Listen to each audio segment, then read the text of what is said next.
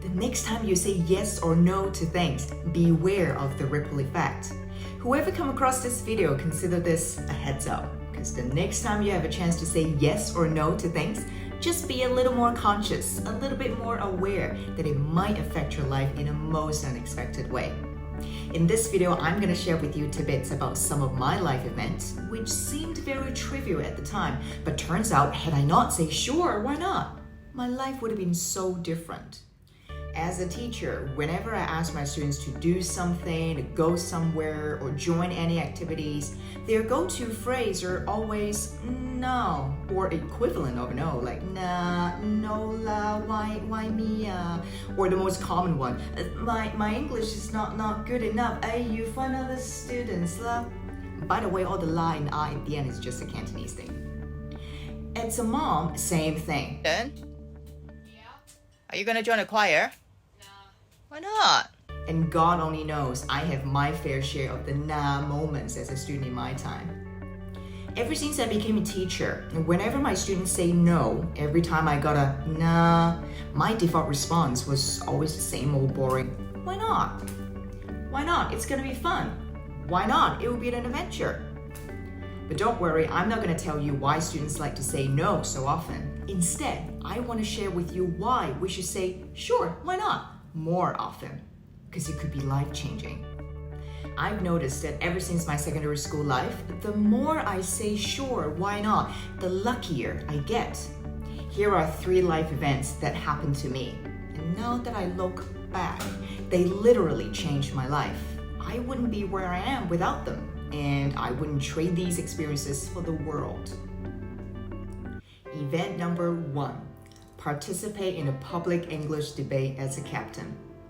So this happened during my secondary school life. I think it was the school's English day. Mind you, it was more than 20 years ago, so I might not remember all the details, but the English Society had to organize some English-related activities for the entire school. And for some reasons, they think it's a good idea that they're gonna organize an English debate competition held in the hall. Was I the chairperson of English Society then? Can't remember. It could be, but anyway, the point is, I was asked to be the captain of this debate. And little side note, I was still learning English as a second language at the time. So yeah, debate in English in front of everybody in the hall, on the stage. My default response was a big fat no. But that was just my inner voice. I dare not to say no out loud. I mean, how do I face my teachers, my English Society? I felt like I had to say yes, and I'm glad I did. On the day of the competition, all the spotlights, the silence in the hall, so quiet that you can hear the pin drops. But in my head, it was super noisy. I hear all the giggling, all the laughing from my classmates, all the criticizing. Who do you think you are? I was sweating, I was shaking. I still remember my mouth muscle was twitching so bad that I couldn't even speak right. I started stuttering, but once I started my speech, the fear was gone. I kept on going. I was well prepared. I know all the points I need to cover. There, I finished my first public speech as the first speaker of the debate. I got back to my team, felt surprisingly refreshing, hearts pumping fast. I felt delirious, and as weird as it sounds, hearing the opposition side's arguments against us, I want to go out there and argue back and do my concluding speech as a captain. Who would have thought? No longer afraid? No more fear of all eyes on you? Mini conclusion. Debate in the hall? Checked. I did it. Maybe this is when my confidence started sprouting. Event number 2. Applied her scholarship to go overseas. So this happened in my freshman year at university. Some of my friends in conversation mentioned the Hong Kong Bank Overseas Scholarship. We were chatting about it over afternoon tea, dreaming about studying abroad and how nice it would be to see the world outside of Hong Kong. Our happy bubbles burst when one of the girls said, "Your GPA needs to be at least 3.7 out of 4 and rank the top 3% of the class in the first semester." Nola, like, I'm gonna get it. Let's go home, bye. So I went home. I wasn't confident that I could get a 3.7 GPA and definitely not sure about being the top 3% of the class. but I was curious enough to read into this scholarship. During my little research, I found out that only 2 students from each university will be selected for this scholarship. Or it could be 1 or none, depending on if they're worthy. My heart stopped. 2? So many faculties and departments in one university, and just from my English department alone, there were 5 to 6 students talking about it already. Chances of me getting it? 0 to -0. By now, probably you have guessed that I did apply to the scholarship. And yes, you're right. That day I figured, this is so hard to get. So many students were put off at the entrance requirement already, let alone go through the whole ordeal. But it was then that I decided to join. Just a simple, why not? Because I figured if I got it, then it would be like winning the lottery. And even if I don't, what do I have to lose? At least I gained myself some interview experience, if nothing else. So it was just that simple thought of, why not? I sent in my application. Mini conclusion, I tried something everyone else has said no. To me, I could either win or I learn. Again, nothing to lose. Event number 3. Did a presentation on a topic that I know nothing about. I still don't know how my application form got shortlisted by the scholarship panel.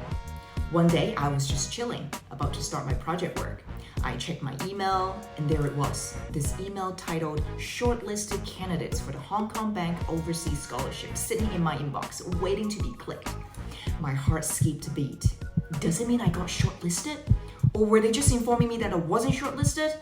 My God, I was shaking, and the whole same old sweating scenario, the heart pumping, all came to me at once.